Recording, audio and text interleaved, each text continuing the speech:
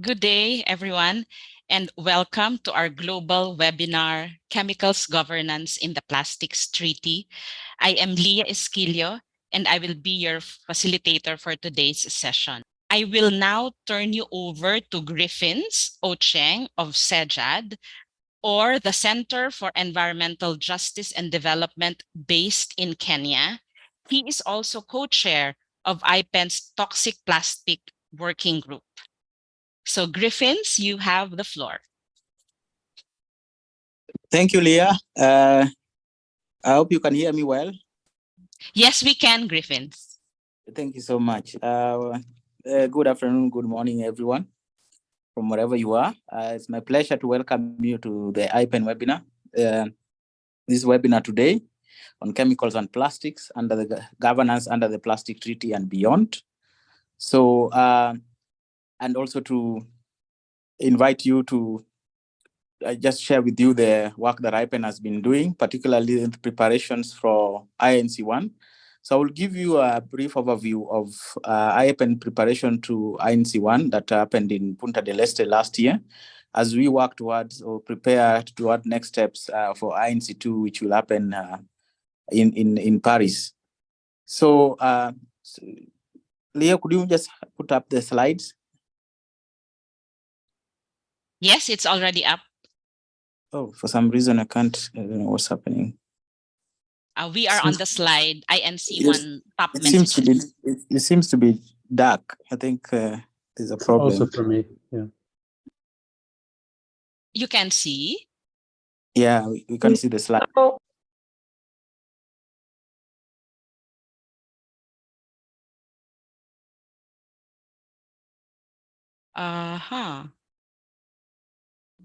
I'm sorry about that. Can you see it now? Not yet. Okay, hang on. I'm sorry. Share. How about this one?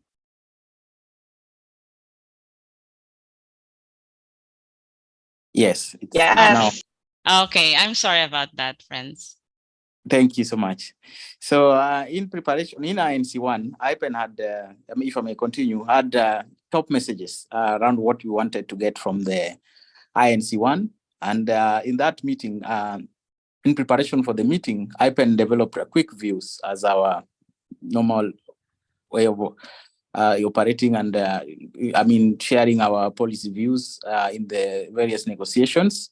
So in the IPEN quick view, we had three main key principles for a plastic treaty that we felt that the plastic treaty need to achieve. And as top messages, one is that plastics are carbon and chemicals, and they need to understand plastic as a complex mixture of chemicals derived from oil and gas. Number two, we had the principle, the need to address the health impacts of plastic. That conversation is very critical for an ambitious plastic treaty to address the problem of plastic pollution. So we know that marine litter is visible, the visible part of the problem, but impact of plastic pollution, particularly from chemicals, really affect the health and have various environmental impacts that may not necessarily be visible impacts. So that was the second top message that we needed to have come from the INC process. And this is evolving very well in terms of the work that IPEN and IPENAS were able to do in Punta del Este.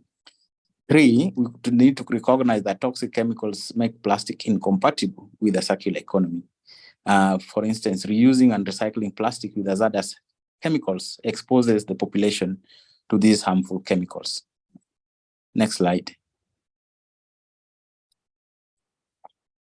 So in terms of the objectives that we aim to and outcomes to achieve in the Punta del Este was one, to secure the participation of civil society organization in the treaty process, to be part of the discussions in order to achieve a meaningful outcome, particularly from the civil society engagement. To change the way the plastics are understood, not just the visible product, but also to the invisible, particularly the impact of chemicals and also plastic as a material. Thirdly, is to focus on the upstream control measures, which we was very key objective and outcome, desired outcome from INC1. reduction of chemicals, but also focusing on the upstream, if you're looking at the full life cycle of plastic that we have in the mandate, but also establish IPEN as a central actor in the process of the negotiations. As an outcome, we had IPEN has quoted in various outlets, media outlets, interviews that IPENers were able to do. And one significant quote is that plastics are not anymore being seen as just marine litter issue, but people are discussing plastic as a material made of chemicals, an intervention that many states and many member states were able to make in the meeting in Punta del Este. So the conversation is evolving into the issue of health and chemicals, which then I would want to invite, I would take this back to Leah to invite the next speaker to delve more into the issue of health and chemicals. So thank you very much. So now, friends, we will go to the meat of our discussions. We will hear from the two authors of the BRS report, Global Governance of Plastics and Associated Chemicals. We circulated the report along with the webinar invitation. And if you were able to take a look at it, it's a very comprehensive report, over 100 pages, including the annexes.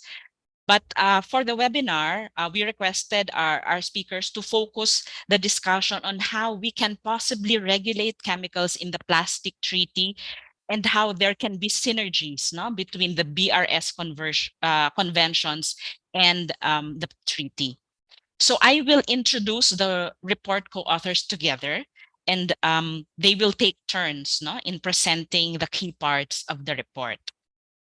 So first, we're very happy to have with us Dr. Karen Raubenheimer. She's a senior lecturer at the University of Wollongong in Australia. She holds a PhD in international policy to prevent marine plastic pollution. Karen has led several studies on global and regional plastics governance, including the UNEP report assessing the effectiveness of relevant governance strategies. This was presented at the UNEA 3, and the Nordic report titled Possible Elements of a New Global Agreement to Prevent Plastic Pollution. Welcome, Karen. And our second main speaker would be Niko Urho. He is an author, scholar, and consultant who has authored several international reports, articles, and books on global sustainability governance, as well as thematic topics relating to biodiversity, chemicals, and plastics. Niko participated as one of the lead authors in the preparation of the Global Chemicals Outlook 2. Niko worked previously as senior advisor in the Ministry of Finland and participated in environmental negotiations in the UN, including co-chairing the executive board of UNEP's special program on institutional strengthening. Welcome and thank you for joining us, Karen and Niko, and I give you now the floor. Thank you for the introductions and good day to everyone. As mentioned, Niko and I will be discussing some aspects of the report today, and this report will be published online on the BRS Secretariat's website in the coming days. But firstly, we'd really like to thank all those who helped us with this report, and I think there's probably some on this call tonight. It was a big project, as you can see. It's a big report. We certainly couldn't have got it all right on our own, and so we just hope we've captured all those who did help us in the acknowledgements of the report. So look out for that when you do have a look at the report. Next slide, please, Niko. So as mentioned, the report is long and it's comprehensive. So I will be giving you a quick overview in the beginning in part one of the study and what we did in the study. And so you have a better idea of what you can find in the full report. Niko will then take you through part two, which gives you an overview of the chemicals and polymers of concern in plastics. And then moving on to part three, where we'll discuss the opportunities for restricting chemicals and polymers of concern in plastics. Next slide, please. So a quick overview of the study, because obviously we can't cover everything today. Next slide. Firstly, the main objective of the study was primarily to provide a mapping of how we are currently governing chemicals across their life cycle, with a focus on those measures governing chemicals that we know are related to plastics, but also to map how we are governing plastics across their life cycle at the global level. For the mapping, we presented the binding measures that were directly related to plastics and their associated chemicals, but also provided some of the broader measures in the appendices. So look out in the appendixes, there's lots of good information in them too, as well as the non-binding measures. And where we found examples in the non-binding or in the regional instruments that could be elevated to the international level, we try to highlight these as well so that it would bring something new to the conversation as well at the global level. So we also sought to identify areas of convergence between the MEAs and highlight the gaps across the life cycle, which allowed them for identifying areas for strengthening existing MEAs within their mandate. And we have to bear in mind, we do have to operate within the mandates of the existing instruments, but also measures that could be considered for inclusion in the new plastics agreement. And finally, then, to help us close all these governance gaps that we know we have, we provided some thought starters on how chemicals could be governed, including the role of the sustainability criteria. And we're pleased to see that sustainability criteria is actually featured in a number of the submissions by different governments. Next slide, please.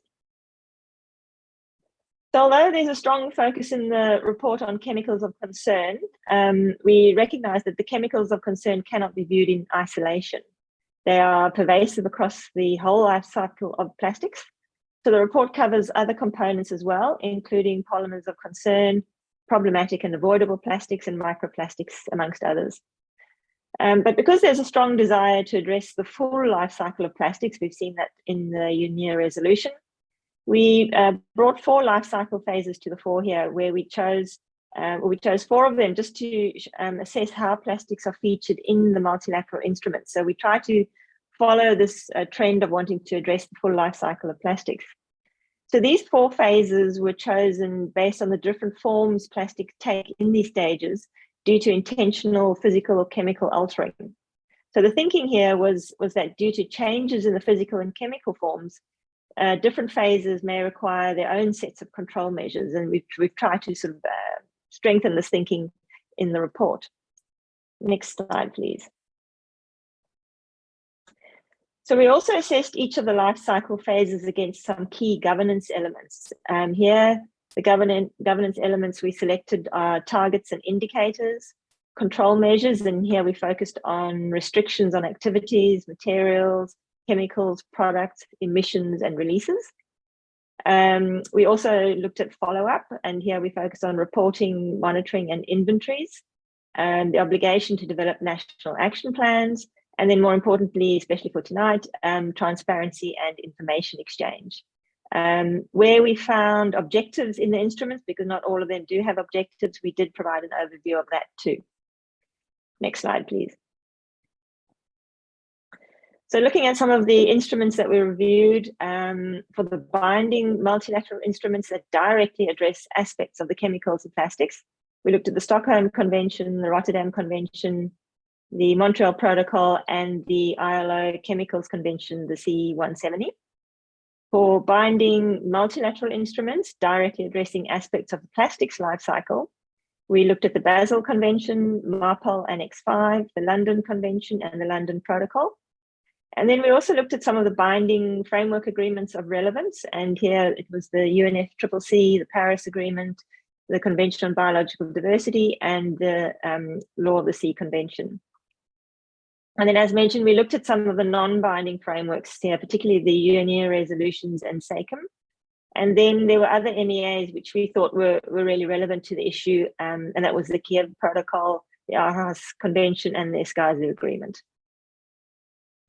So next slide, please. And apologies, this is a fairly complex slide, but it really just gives you an overview of what you can find in the report. There's also a link here where the report will be uploaded. So section 1 really gives some background thinking on the linkages between chemicals and plastics. as well as human rights, the need to define plastic pollution, and an overview of the challenges across the life cycle of plastic. So it's a good sort of setting the stage for the report. Section 2 is really where the bulk of the mapping happens. We try to summarize this in the executive summary. As we'll see, it's quite a difficult thing to summarize. But section 2 also has tables for each of the instruments assessed. So each section has what is addressed and what is not addressed. For quick reference, the compilation of all those summary tables is provided in Appendix 1. Also in Appendix 2, we've provided the full mapping with more detailed text than what we put in section 2. But in the appendix, we've grouped them according to the life cycle phases to provide an easy overview of each phase. So we would try to sort of make it easy to look at it in different ways. Appendix 3 then provides the non-binding measures, also grouped according to the life cycle phases. And then section 2 also provides some opportunities to better address the life cycle of plastics. Then looking at section 3, it's really a summary of what we found in all the other relevant UNEA resolutions, particularly those that looked at chemicals, waste, and plastics. It's grouped according to the approaches that were outlined in UNEA resolution 5/14. And for each of these, the supporting text found in the other resolutions is provided. So it's really looking at what's agreed text already and where the world has decided it'd like to go. So we try to summarize that and put it into context for everyone. And then appendices 4 to 6, these provide, so firstly section 4, probably the most important section, is where we try to bring all the findings of the report together. And here we wanted to provide some potential mechanisms for closing the governance gaps across the full life cycle of plastics and associated chemicals. So we'll discuss some of these later in the slides. And then just to bring your attention to appendices 4 to 6, because these provide some further information on the chemicals of relevance that are already listed under the Stockholm and the Minamata Conventions, as well as the Montreal Protocol. There's a compilation of all the selection criteria we found under existing instruments, and these are just a starting point to thinking about the detailed governance of chemicals. And then we've also listed the OECD chemicals perspective for sustainable plastics design, because we felt these could be a starting point for developing the sustainability criteria under existing instruments or the new plastics agreement. And then finally, we listed some of the key terms we found defined in different instruments from the global level to the national level. There's a lot of work happening on glossaries already, but we added this in quite early in the report, so we decided just to leave it there because it is fairly useful. So that's just an overview of what the report covers. I will now hand over to Niko, who will give you more of an overview of the chemicals and polymers of concern in plastics. Thank you.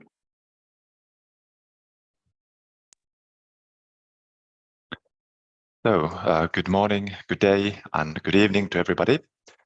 I will provide first a quick overview of chemicals and polymers of concern in plastics. So, as you might know, 2 studies have been conducted to assess the number of chemicals in plastics, including chemicals of concern. And these studies identified 13,000 chemicals that may have been used in plastics as monomers, additives, processing aids, and non-intentionally added substances. And from these, 3,200 are identified as chemicals of potential concern based on existing hazard types. And almost for half of these chemicals, that is 6,000 chemicals used in plastics, there is no hazard data found in regulatory databases analyzed. So many of these could also be potential chemicals of concern. And these studies identified 128 chemicals of concern regulated under MEAs, and this represents around 4% of all identified chemicals of potential concern and 1% of all chemicals used in plastics. This slide summarizes how the conventions restrict the use of chemicals in different life cycle phases of plastics. So the Stockholm Convention prohibits or restricts use of listed POPs, some of which are used as additives in plastics. It also restricts releases of UPOPs deriving mainly from open burning and waste incinerators. Then the Montreal Protocol prohibits the use of ozone-depleting substances and HFCs, including their use as blowing agents in the production of extruded polystyrene and polyurethane foams.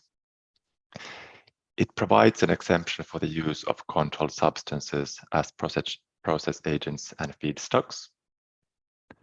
And then finally, the Minamata Convention restricts the use of mercury in the production of polyurethane using mercury-containing catalysts and in vinyl chloride monomer production.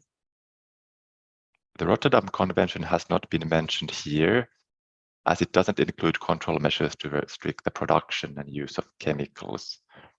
Instead, it provides a mechanism for information exchange and allows for consent or denial chemicals listed in Annex 3.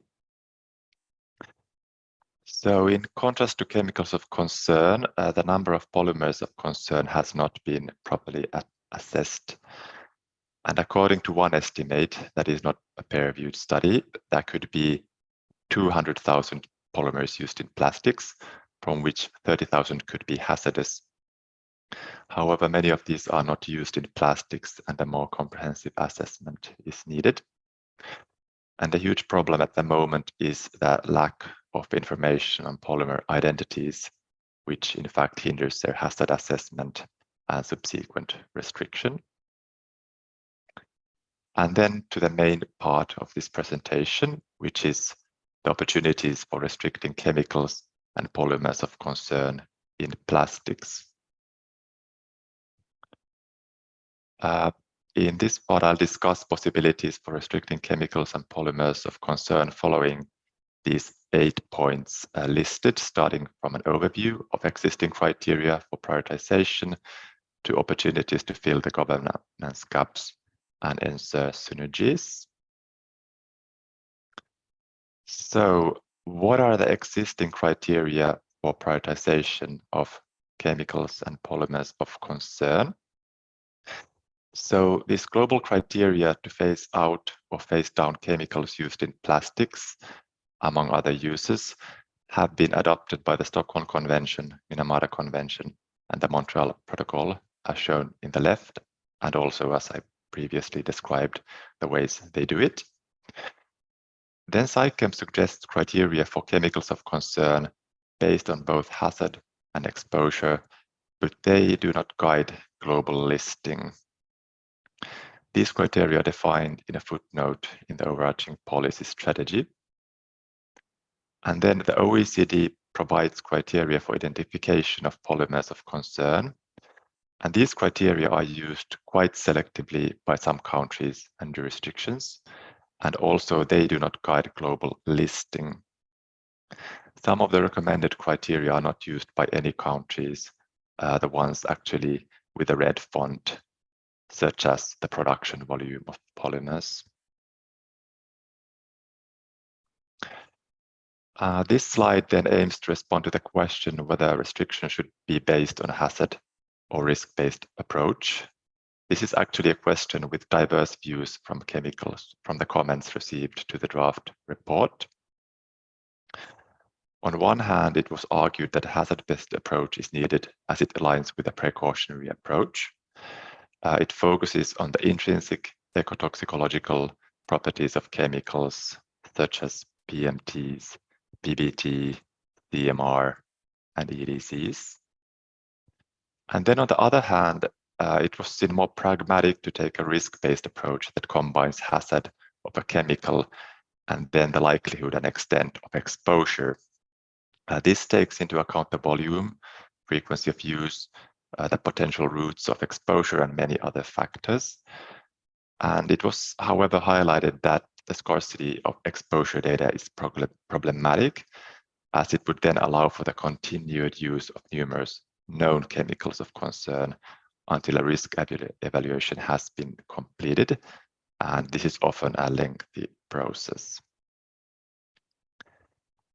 The need for moving towards a grouping of chemicals approach has become very evident, but what does this entail and how to achieve this is a big question that we only just surfaced.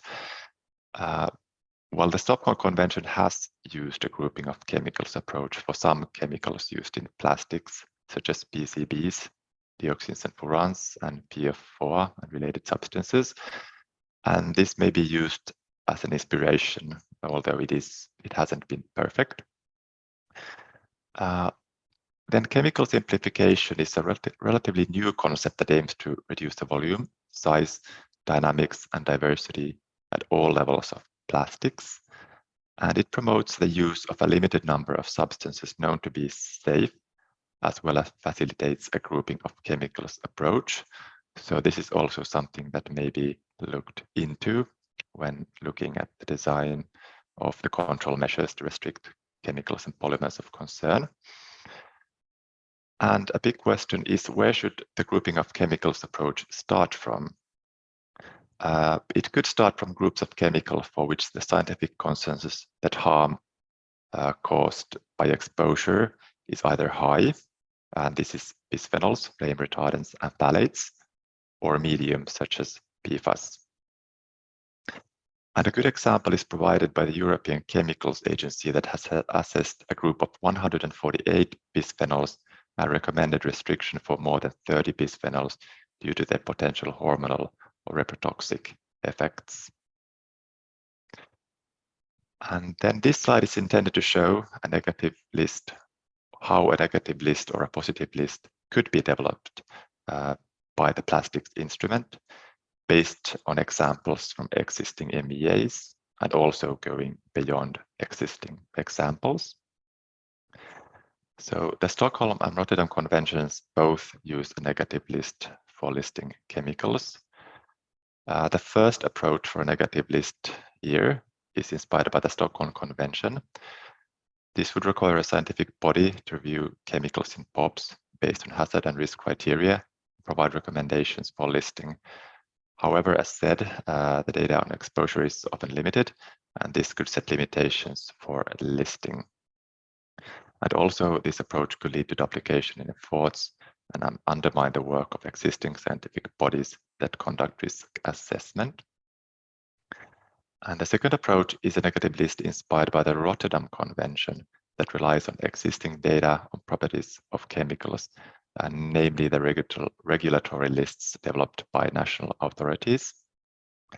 And in this approach, the presence of a chemical in existing regulatory lists from 2 UN regions might then be regarded as sufficient to trigger the review and possible recommendation for listing by a committee. And here, listing could function as a control measure to restrict the use, so it would then significantly differ from the Rotterdam Convention that only uses the big procedure. The workload would be moderate, since a large portion of chemicals of potential concern used in plastics would directly qualify for listing. However, middle and low-income countries have limited hazard and exposure data, so they could be unrepresented in this model.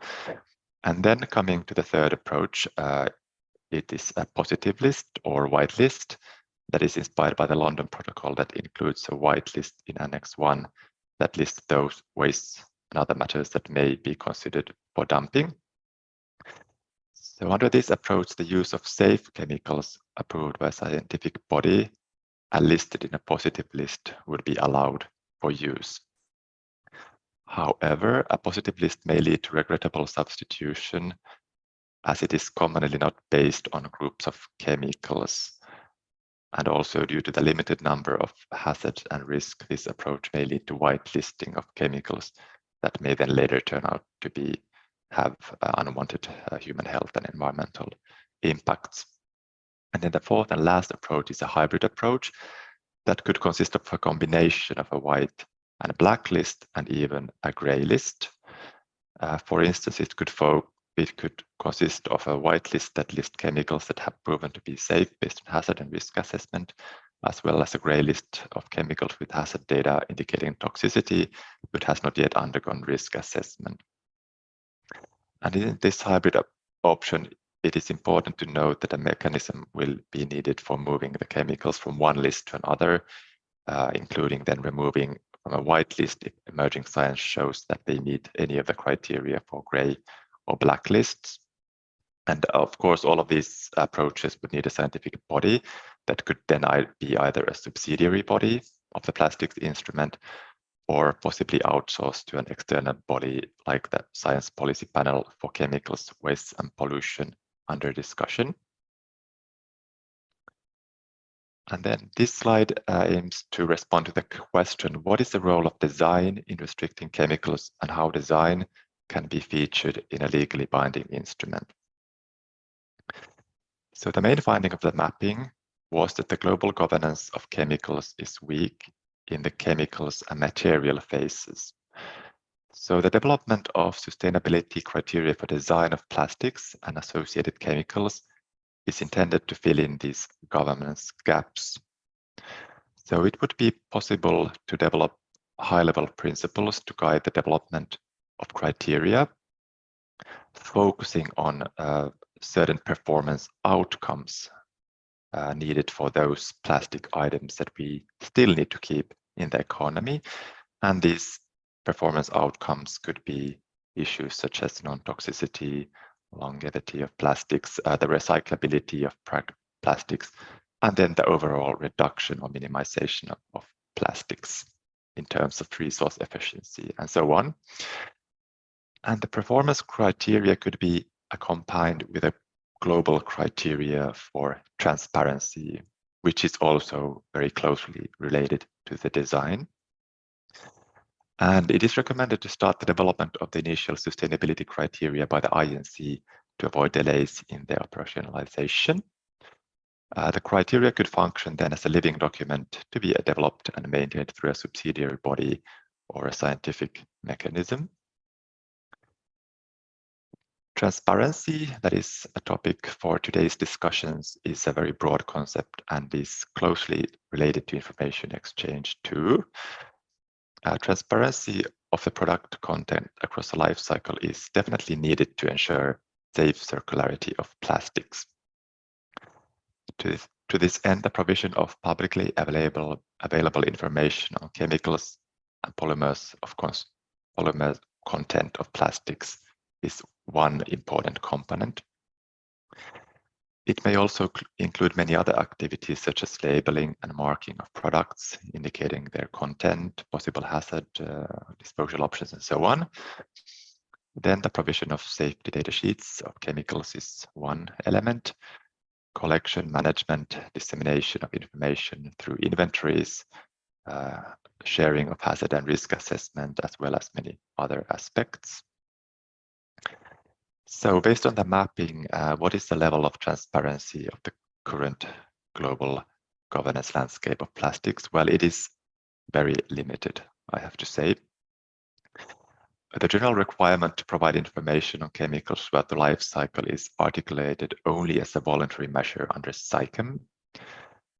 The Chemicals in Products program has been important, but also other emerging policy issues and other issues of concern, such as nanotechnologies and manufactured nanomaterials and endocrine disrupting chemicals.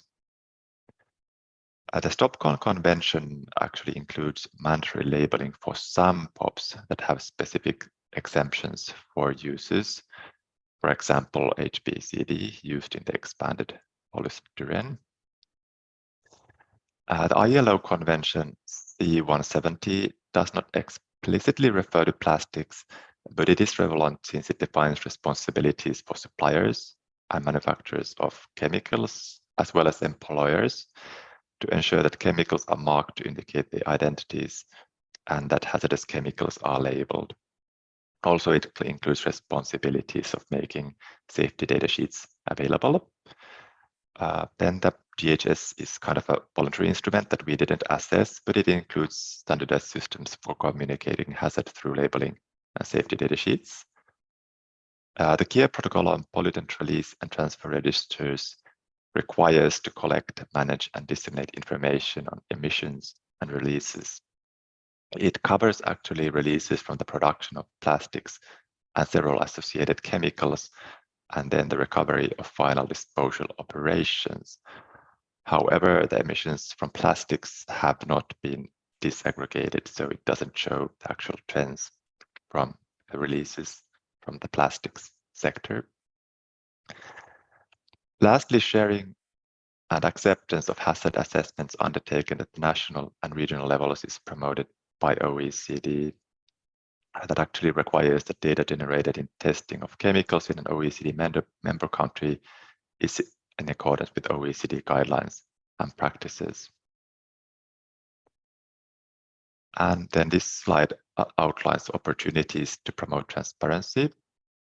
This could include agreeing on global criteria for transparency, as previously mentioned, possibly included as an annex to the agreement.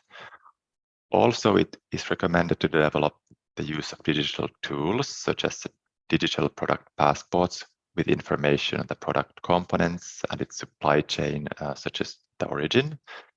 That is then digitally accessible, for example, through a QR code. This is actually then already becoming a norm in the EU through its Green Economy Plan. The agreement could also help in harmonizing marking and labeling of products. This could go across the whole value chain of plastics, include feedstocks and intermediary products, among others. And then expanding and harmonizing the use of HS codes in trade also provides a valuable opportunity to increase transparency. And then lastly, inventories can also be used to collect and make data available on chemicals, polymers, plastic products, articles, emissions, and releases. Availability of such data can help to create then pressure to shift production and consumption patterns. And then a few more slides coming to the role of a scientific mechanism and how it could ensure chemical safety of plastics. First, it could develop and maintain sustainability criteria as discussed, including hazard and risk criteria as annexes to the agreement.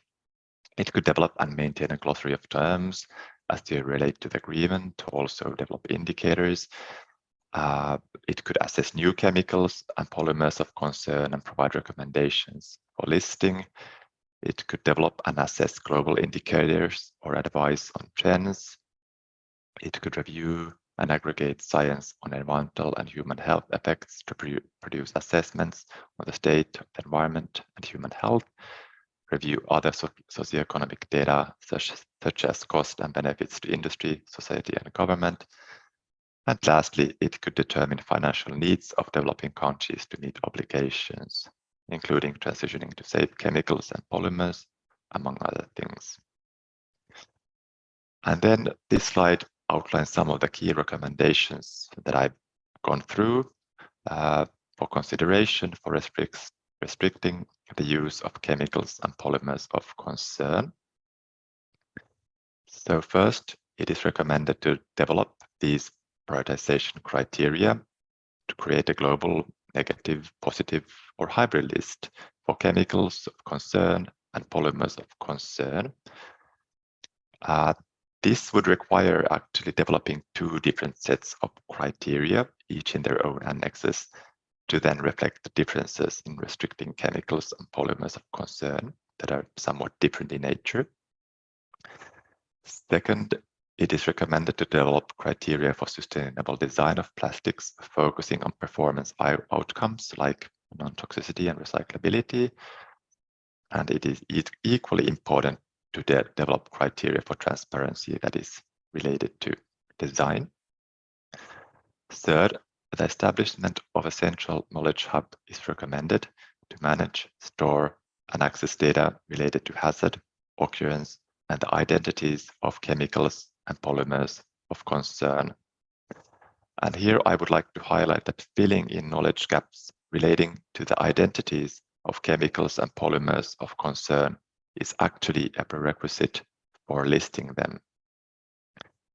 Lastly, the establishment of a subsidiary scientific mechanism for the use of an existing mechanism is recommended to develop and update the prioritization and design criteria, as well as then provide recommendations for listing of chemicals and polymers of concern. And this is then my last slide that I will finalize this presentation. And this slide aims to illustrate how the governance gaps in the three main life cycle phases can be filled in these three categories of items, as you see in gray. This includes chemicals and polymers in the chemicals phase, materials and products in the material phase, and then plastic waste in the dematerialization phase. To simplify, the extraction phase and the remediation part of dealing with plastics have been excluded from this slide. So in the very left columns, you can see the type of control measures that can be taken. First, this includes the restriction or elimination of items to be removed from the economy. And then second, it includes control measures for performance outcomes for the items that is to stay in the economy.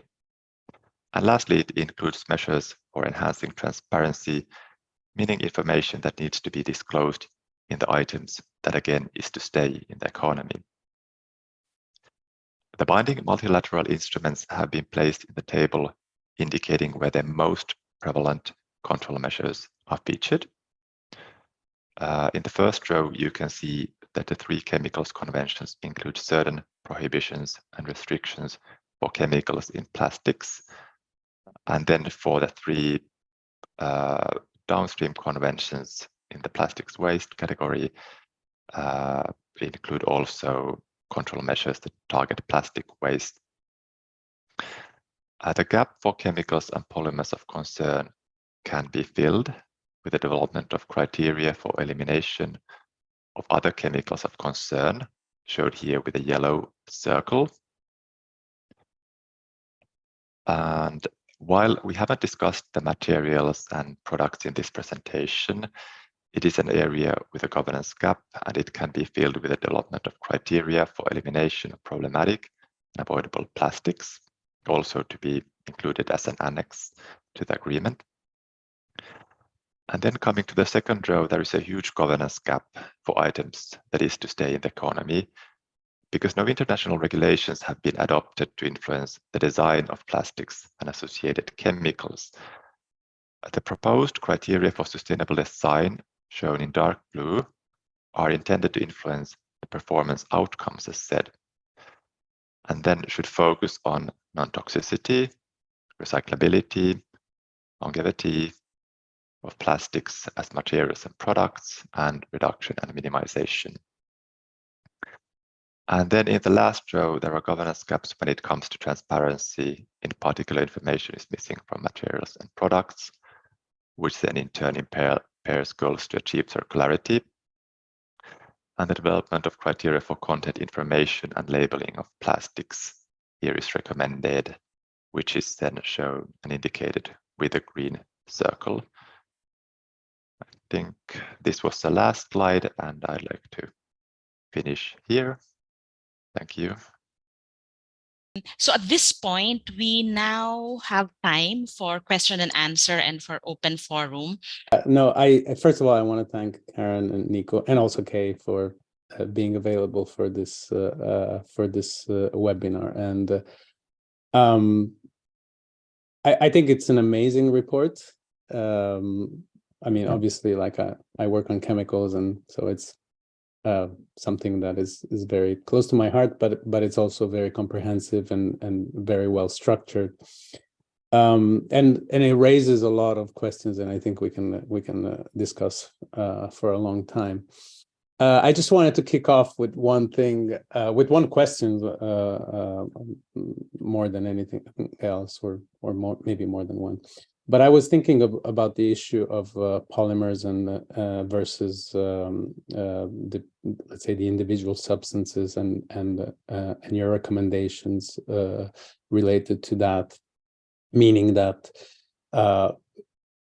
do the criteria for the identification of polymers and versus chemicals of concern need to be different, as you suggest, or would it be okay just to regulate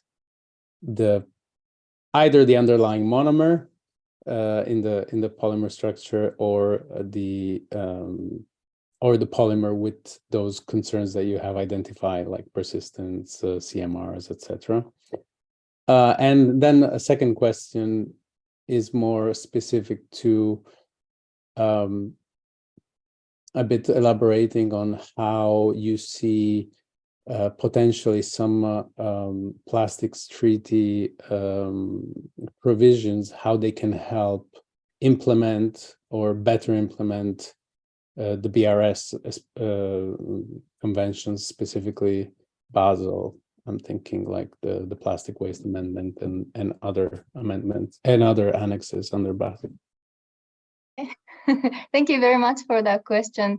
Yeah, I don't think I have answer to all the questions, but with regard to polymers, the criteria related to polymers, monomers, and chemicals, I think that it could fit either way. You can have a different criteria, or it could be a specific same criteria that focus more on adverse effect identification and so on. I guess that this could be further considered with scientists. I think here we really need more science policy interaction and have really define the criteria in order to capture all the concerned chemicals and polymers and so on.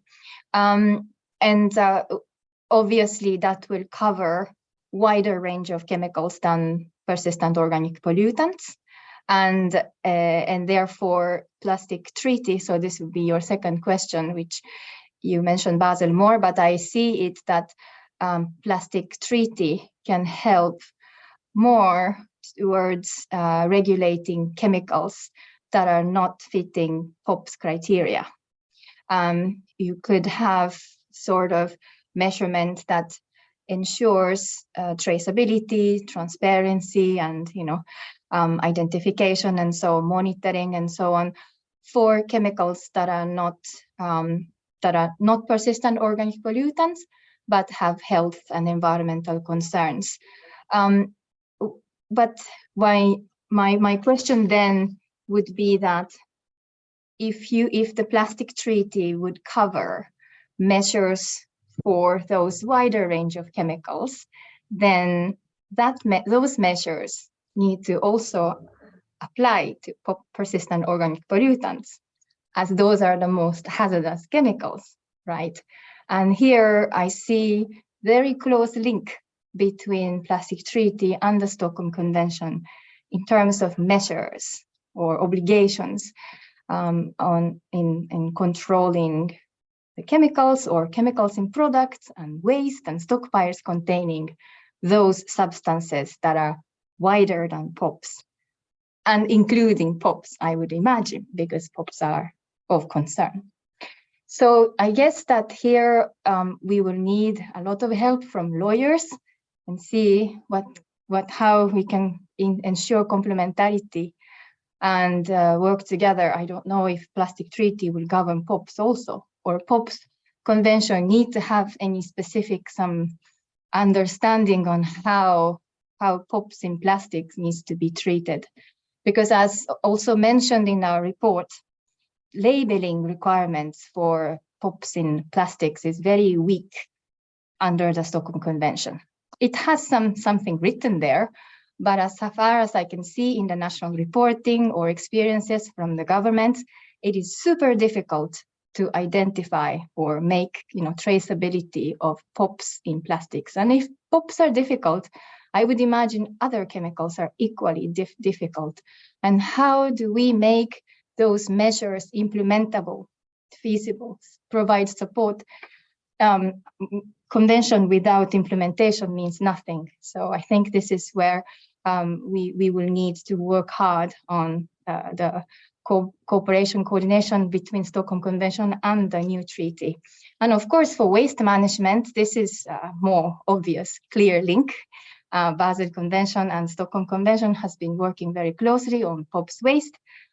Minamata Convention and Basel also worked closely on mercury waste. So when it comes to environmentally sound management of waste, Basel Convention definitely has clear role, and it's more easy to understand. But for upstream control, this has always been very challenging.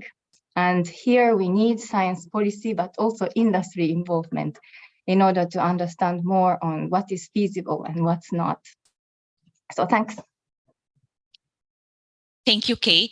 Niko, you wanted to add something? Thank you. I fully agree with everything Kei just mentioned. Very almost took my words. Coming actually to the differences of the criteria for chemicals of concern and polymers of concern, this was actually a huge question for us from the governments in the last round of comments, and we didn't really go into this issue because it was kind of beyond the scope, because it is a very technical question. But indeed, we came to the understanding that these criteria should be somewhat different because of the different nature of chemicals and polymers. For example, looking only at short-term toxicity of polymers is a big problem because it is the long-term toxicity that comes into play with polymers and the weathering of polymers over time. And the criteria also developed by OECD, some of them are very polymer specific, I think, like surface activity or water absorption and so on. So this definitely needs a lot of technical expertise by chemists and other experts. And when it comes to this compatibility between the different conventions, I think there should be some sort of a mechanism when you list the chemicals that makes it mandatory somehow to ensure that there are synergies with the BRS conventions. So within that mechanism, there is a built-in system to ensure that cooperation between the treaties themselves. Thank you. Karen, you have something to add? Just briefly, because a lot has been said already, but we spoke earlier, Niko mentioned if we're going to have criteria and lists, that there needs to be a mechanism to perhaps move chemicals from one list to another, and that might apply between the agreements as well. So between the instruments, between the Stockholm, if it's got criteria and there's criteria under this, do we try to not duplicate the criteria that are under the Stockholm Convention, for instance, but then have a way of saying, right, we hand it over to the Stockholm Convention now because it's now met those criteria. So that's something we won't know until we really start trying to look at criteria in detail and see where the overlaps are, I guess. So thank you. Thank you. Now let's look at some of the questions from our participants. So first from Preeti. So in the report, did you also look at how circular economy indicators can help in addressing the chemicals of concerns? I might answer that. I don't think we really got into indicators at all. There is a separate project happening under UNEP as well for indicators. So we've mentioned them, but we haven't gone into that. So no. This one coming from Olga. Is it possible to use criteria already identified in UNEP chemicals in products program? I see Kei has answer in her eyes. Yeah. I think that yes, indeed, that's also could be in on the table, right, for negotiation. But as it was also raised that the current criteria maybe doesn't go so much deeply into difference between polymers and monomers or oligomers and and chemicals, substances. And so I guess further thinking is needed, and some other lesson learned a little bit under the Stockholm Convention is that controlling or listing chemical by chemical is not the most effective approach, because you will always have regrettable substitution, and therefore it would be good to have a way to cover a range of chemicals in as a group. And so for that standpoint, I don't think there is one good criteria that can be copied, pasted, and further consideration needed. Yes, I would like to build on what Kei mentioned, the challenges with the Stockholm Convention of listing a chemical by chemical is kind of problematic, and also that it is reactive, whereas you would want to be more proactive and prevent chemicals that are harmful for ever being introduced into the economy. So there should be some sort of no data, no market policy, like the EU REACH, for example, promotes. And there needs to be some sort of early warning system or horizon scanning in order to prevent these harmful chemicals ever from entering the market, instead of responding only when there is high use in the economy and you have already contaminated the whole planet almost. So this is something innovative that we need to look through the science policy interface and the subsidiary body and the science policy panel on chemicals, wastes and plastic pollution. Thank you. Thank you. Karen? Yeah, just a quick comment as well on this proactive, reactive, black, grey and white lists. I think all of them are going to take time. I don't think either of them are going to be a quick option, like we can quickly develop a whitelist. And that's also going to take a lot of research to prove that a chemical is safe. It also takes time, and probably as much time as it takes to prove that a chemical is not safe. So it's not that we can jump into this and have a quick list. I think either of those processes is going to be a lengthy process. On this, before we go to the next question. About the introduction into market of new chemicals. And the Stockholm Convention does have provision in paragraph 3 and 4 of Article 3, says that not to introduce new chemical with potential POPs criteria. There's an Annex D screening criteria, and parties shall not introduce newly into market chemicals that has such characteristic. But of course, the implementation of this provision is very challenging, and so the Stockholm Convention is indeed a reactive in such a way that party needs to nominate, but it is because it is for prohibition. It is for elimination, and for that purpose, it's quite strong, right? And it takes like 4 years of evaluation process once from moment that party nominates a chemical. But it is really a necessary time to establish science, establish the socio-economic impact, and then make countries ready for elimination. So I think that these few of those similar provisions that could be of good ideas and lessons learned that we can, share with in a negotiation under plastic treaty. Thank you, Kei. Now let's go to Giulia's question. Giulia. Thank you, Leah, and thanks so much again to Niko and Karen for the presentation, to Kei as well. My question is looking forward about how to put this in practice and thinking of how criteria will probably be developed under the negotiation. It's possible that this is something a bit too technical for an INC, so that could be left for intersessional work between one INC and the other. So my question is, if you have any thoughts or maybe lessons learned from other processes about what do you think should be the composition or the nature of a group in the intersessional period looking at the criteria?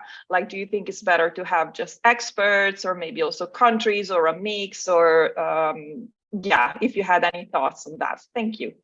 So if I share my thoughts, you might know that I have been coordinating the work of the POPs Review Committee quite long time now. And this is the body that looks at candidate chemicals based on the criteria.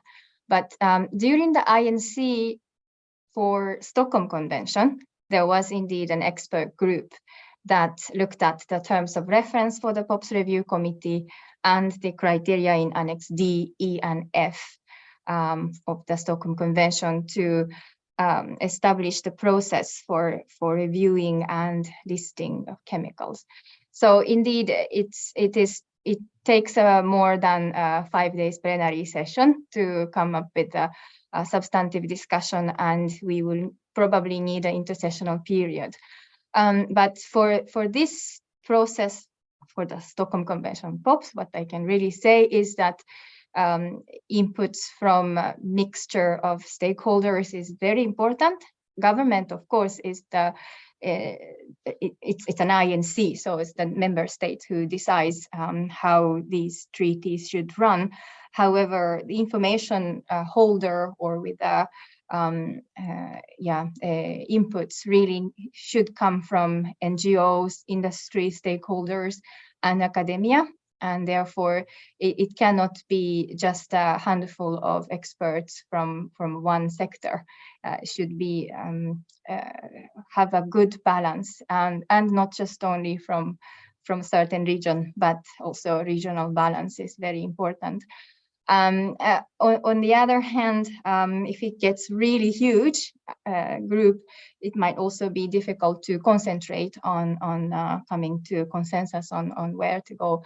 So probably good to have like a focused core group set up with coming from different region, different expertise, and different categories. And I think transparency is utmost important because in this process, of course, people have different views, different information, and you never know what was going to be missed. And with all what we have shared in front in a very transparent manner, I guess we can come up with a better informed decision making. Thanks. Thank you. Let's now go back again to questions from our participants. We have very interesting questions. Let's take this one first. So by the time the treaty comes in, this is from Preeti, there will be obviously huge amount of plastics in the market with many chemicals of concern. What kind of measure in the treaty can help in addressing that? I'm sure that there are views, but I think the big challenge that we're facing in this negotiation is trying to look at the upstream measures, and where there have been more difficulties. Obviously, like it will take some time and maybe years, and also it won't create a perfect plastics economy immediately. So we need to continue to push for an environmentally sound management of those wastes containing toxic chemicals. IPEN's perspective is that we cannot recycle, or we should not recycle chemicals that contain toxic chemicals, and therefore, like we need to look at the best way to manage them in the most environmentally sound management. But that's more end of pipe, and our vision is to create plastics that don't have those toxic impacts. But I see that Kei may have some thoughts too, but I'm sure also others may. Go ahead, Kei. Well, so this is my personal view, but I think countries do not need to wait until the treaty to be agreed. A lot of countries are already parties to the Stockholm Convention. They have obligation to manage POPs in articles, including plastics. As you know, BDEs are already listed under the Stockholm Convention. They must manage, plastic waste containing brominated flame retardants. For PFOS, PFOA, PFHXS, chlorinated paraffins, hexabromocyclododecan, they can already do a lot of things with the Stockholm Convention and the Basel Convention. The Basel Convention has been there for years, but parties, I think, have not been implementing the provisions there that ensuring environmentally sound waste management. You do not really need a new treaty to do the waste management. We are already there, and I think that we should not give any excuse for not implementing until the plastic treaty is agreed. And we could push parties still to remind what's under the conventions, what they must be doing in terms of transboundary movement of plastic waste. With the existing framework, there are a lot of things that we could do that is not being done. And I think the enabling capacities is quite important.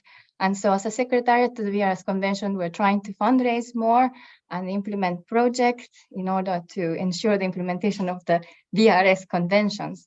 But again, there are gaps, severe gaps in upstream. Like single-use plastics, the convention does not regulate anything in plastic production. And or microplastic, microbeads, and so on. So this, I think, the new treaty can really contribute to closing the tap of plastics.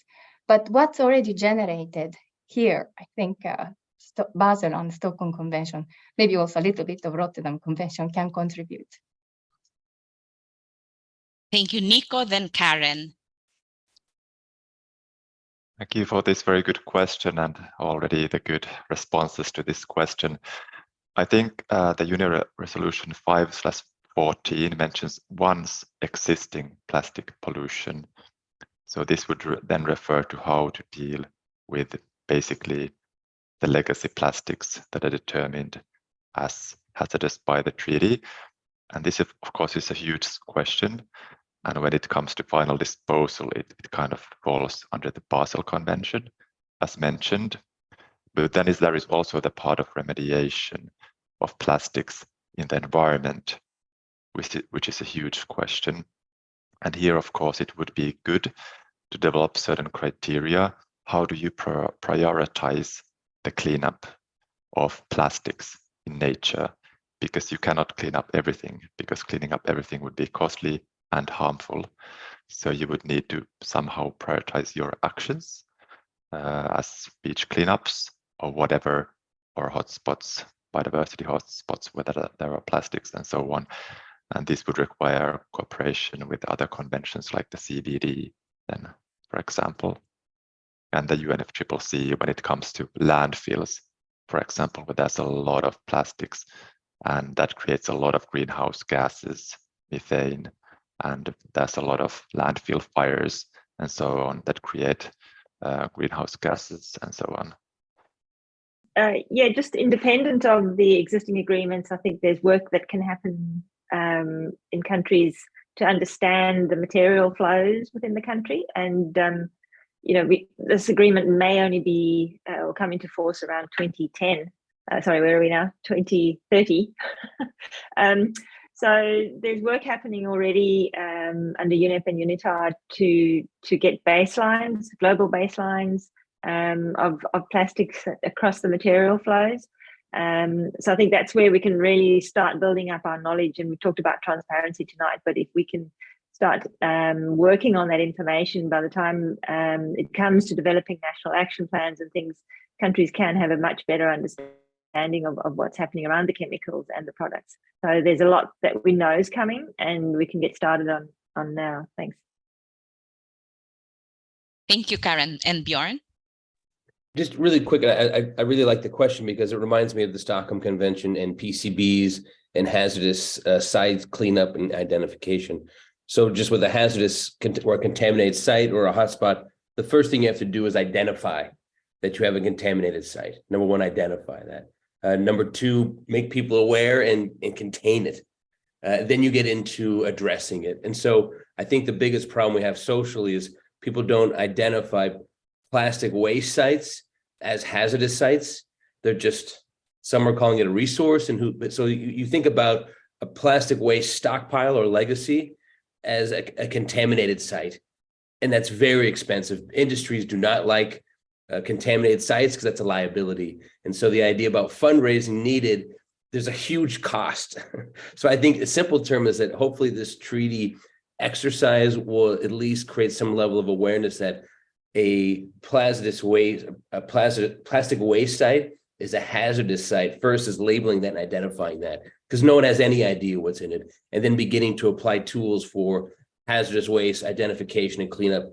This has been extremely hard in the Mercury Treaty, for example. Nobody wanted to talk about contaminated sites or what levels. So it might get into a conversation about what type of waste are we looking at, whether it's mixed with plastic waste or not. So just kind of the basics, identify it everyone agrees whether this is a site that is contaminated, and then begin to apply contaminated site measures to it. So not at a very technical level, but more basic, that this is a contaminated site, and that gets into the idea of thresholds, possibly, like you would do with mercury and otherwise. Again, but the thing to flag here is who pays for it. And that's the whole life cycle. The costs and liabilities get transferred over. Thanks. Thank you, Bjorn. And last question from the floor, from Jane Bremer, also based in Perth, Karen.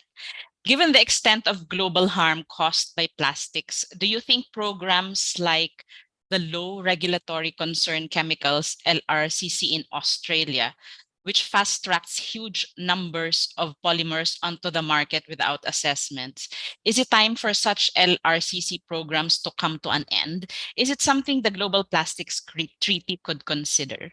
I guess if we have the criteria developed and kind of the no data, no market policies, all the stuff we've been talking about tonight around the sustainability criteria and the options for black, grey and white lists, that would really have to make Australia think about that and whether that meets those criteria, I guess.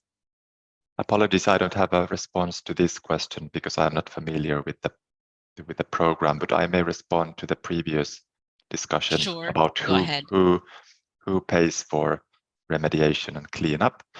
And here I think the single-use directive of the EU is hugely important because it sets in place an EPR mechanism that actually extends the obligations of cleanup to the industry and the producers. For example, the cleanup of fishing gear and so on has to be covered from the industry. So I think that's one mechanism that could be considered in the treaty, an EPR mechanism that actually then extends to cleanup. And when it comes to also the financial mechanism, what I've understood, it doesn't really cover the incremental costs of cleanup of POPs or mercury. So I think that is maybe kind of a big gap that a lot of the costs are actually, or the activities of GEF are focused on phasing out the use of chemicals, but the contaminated sites are not covered by the incremental costs, which may also be one thing to consider how to deal with plastics. Thank you, Niko. And last, Bjorn. Sorry, just one question to draw everyone from Stockholm Convention experience, building on what Niko said. There was the Africa Stockpiles Project, going back to waste, and the Africa Stockpiles Project recognized all the contaminated sites from the pesticide industry, and CropLife came to the table as a funder. So just an idea, if you start to look at all the contaminated sites from plastics, maybe that's a model. It's a quite wild idea, but again, looking at remediation of landfills and other locations that are known as contaminants, that moves us from the marine environment to the land environment. But just another experience from the earlier conventions. Who pays for the cleanup? Who's responsible for that? And CropLife, or say the pesticide sector, did come to the table for the recognition of the Africa Stockpiles activity. Again, thank you so much, the speakers, and also the questions from the floor. It surely deepened the discussions. And we know we still have a lot of questions. There's still a lot to unpack